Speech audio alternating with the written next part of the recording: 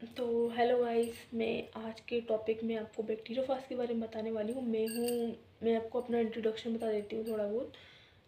तो मैं हूँ बीएससी सेकेंड ईयर की स्टूडेंट। तो मैं आपको फर्स्ट ईयर के टॉपिक्स मैंने कुछ निकाले हैं समझाने के लिए। दिस इज़ बैक्टीरियोफाज, क्योंकि मुझे फर्स्ट ईयर मैंने अभी ही निकाला है, अच्छे परसेंट से मैं पास हुई हूँ। और मुझे इतना है कि मैं आप लोगों को भी बता सकूँ कि मैंने किस टॉपिक के बारे में मेन पढ़ाई की और किस टॉपिक के बारे में मैंने आपको बताना चाही हूँ। तो मैंने बहुत सारे पेपर को देखने के बाद मैंने ये ऑब्ज़र्व किया है कि मैं आपको बता सकूं कि मैंने किस किस क्वेश्चंस का डबल से वीडियो आपके लिए इसलिए बनाया है क्योंकि वो क्वेश्चन आए हैं।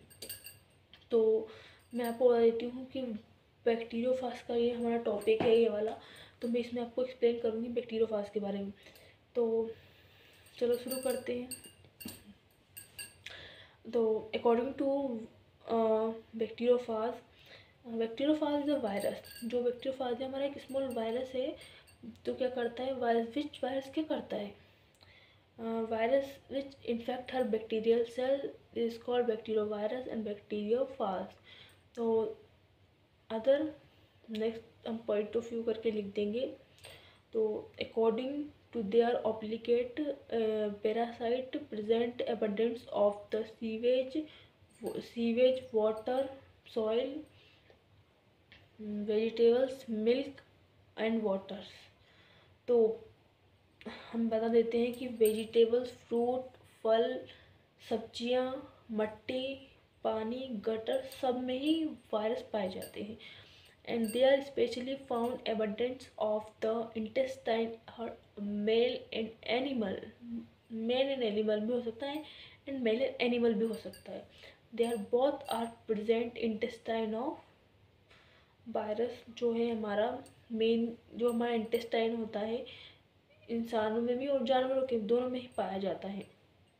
तो नेक्स्ट मैं आपको बताना चाहूँगी टॉपिक में कि बहुत वायरस हम लोगों ने लिख दिया है। इसके बाद हम लोग बताना चाहेंगे कि टू फेजेस आर डिस्क्राइब्ड हर virus, T even phase, T odd phase. Even phase present in the T even phase लिखकर हम लोग डाल देंगे T2, T4 एंड T6। And T odd phase में हम लिख देंगे T1, T3 एंड T7।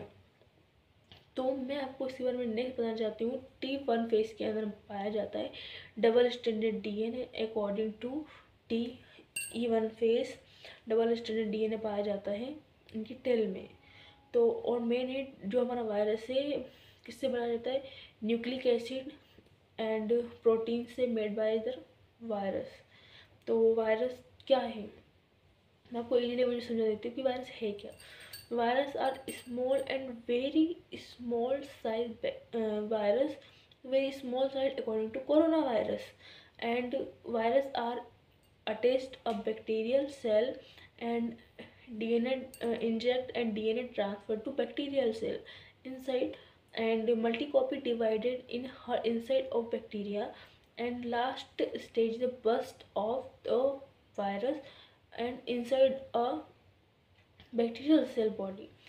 तो जो क्या होता है कि बैक्टीरियल सेल की बॉडी के अंदर मल्टी कॉपी डिवाइड कर लेता है वायरस, अटैच्ड होता है और डीएनए ट्रांसफ़र करने के बाद जो मेन रहता है वो बस्ट हो जाता है बैक्टीरियल सेल।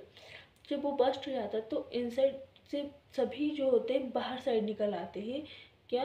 वायरस की जो मल्टी कॉपीज़ होती है वो सब बाहर आ जाती है और फिर नेक्स्ट होस्ट को सर्च करने लग जाती है।